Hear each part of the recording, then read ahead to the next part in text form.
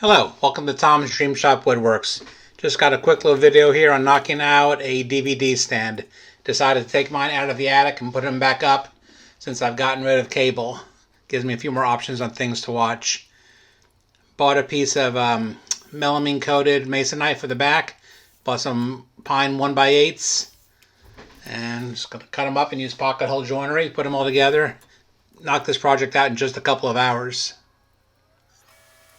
In each case, I cut off of both sides on the project. I didn't want to use the factory edges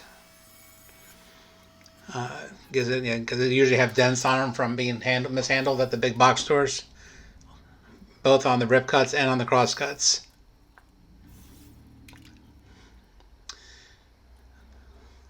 Setting up to rip one side of the cross cut on the shelves. This unit's going to be about 3 feet wide, about 60 DVDs per shelf. Okay. Here I'm going to cut a rabbet in the back of the verticals to hide the backboard. So one cut down, one cut with the board facing up. A little testing there to make sure I had it right. Set up a little feather board to help hold it in place. And now we have a rabbet cut. I'll save you from all the boring sanding. There was plenty of it. I'm not even going to put a finish on this. I sanded it to 120 and that was it. Really hot out in the shop. It's my correct pocket hole machine. The unit will also get its strength from the staples that I drive into the 1/4-inch masonite back.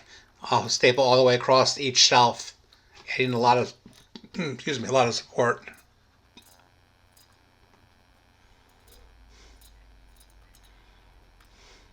Cut a quick little spacer block. I think it was I put 9 or 8.5, 9 inches between each shelf.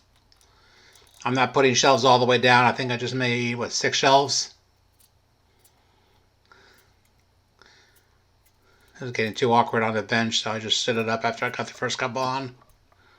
It's upside down at the moment. The pocket holes are all face down when the unit's put together.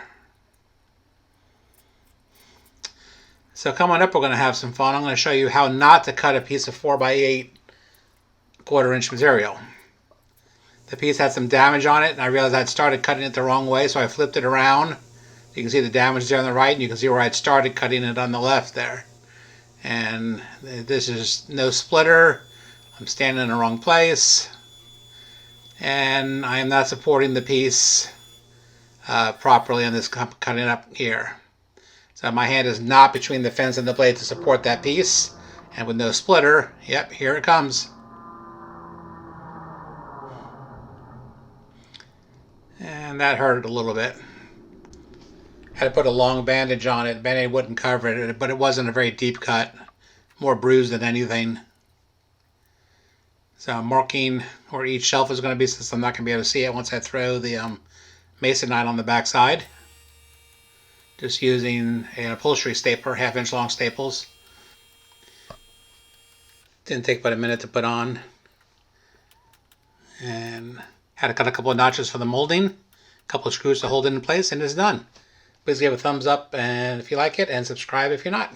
Have a great day.